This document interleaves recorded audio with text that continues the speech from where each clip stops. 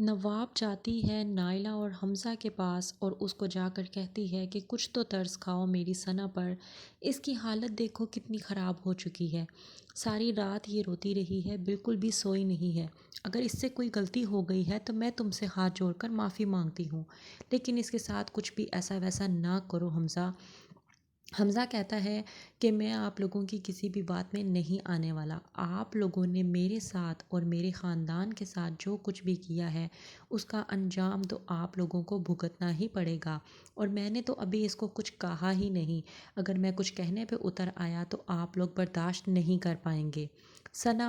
حمزہ کو سمجھانے کی کوشش کرتی ہے لیکن اس کو سمجھانے کی کوشش نہیں کر پاتی، کیونکہ اسی وقت اس کو دورہ پڑ جاتا ہے اور حمزہ اس کی یہ حالت دیکھ کر پریشان ہو جاتا ہے۔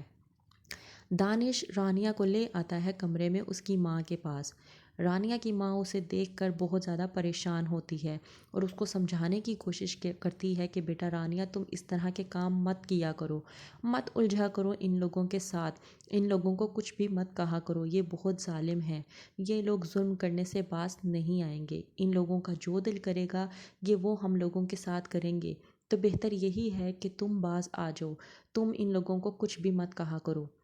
یہاں ثنا حمزہ سے کہتی ہے کہ میں تم سے بہت محبت کرتی ہوں، تم سوچ بھی نہیں سکتے کہ میں کتنی محبت کرتی ہوں، میں پاگلوں کی طرح چاہتی ہوں تمہیں، ایک تم ہی ہو جس کو میری بات پہ بھروسہ نہیں ہے،